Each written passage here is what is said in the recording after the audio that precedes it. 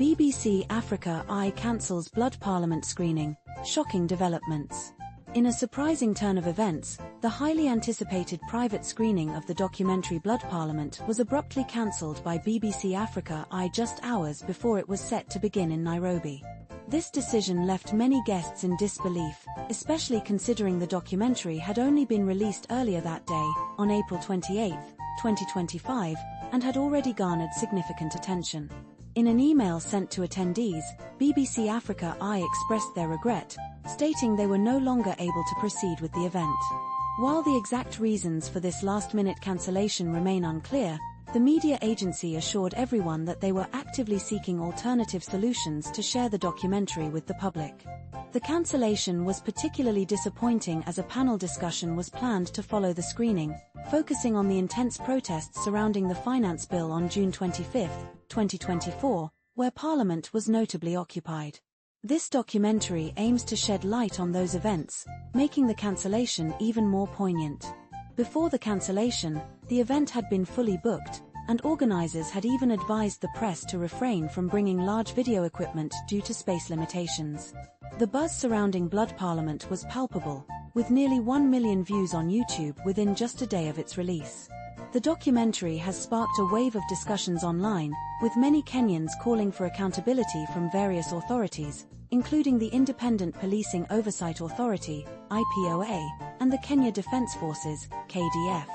One viewer poignantly shared, "As someone personally affected by these events, having lost my cousin Eric Shieni, I find this documentary both painful and necessary. It offers a sense of closure while acknowledging the deep hurt we still carry. I sincerely thank BBC for this powerful and courageous work." Another viewer from Tanzania expressed their emotional response, stating, "The courage I see in Kenya is not ordinary. It is sacred. It is born from pain, from history, from a place deep within that refuses to stay silent in the face of oppression."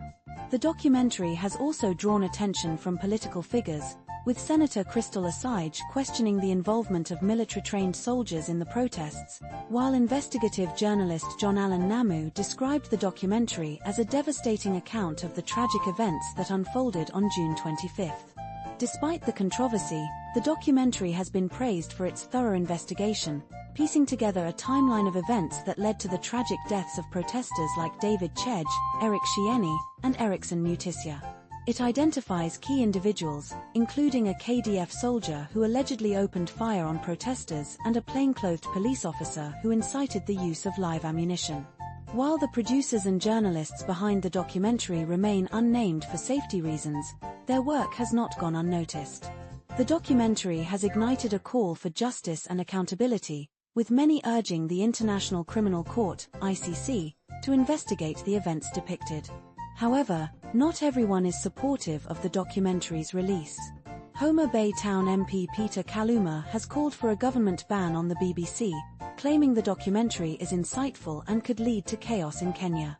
This highlights the delicate balance the media must maintain in a democracy, where the power of storytelling can either uplift or destabilize a nation.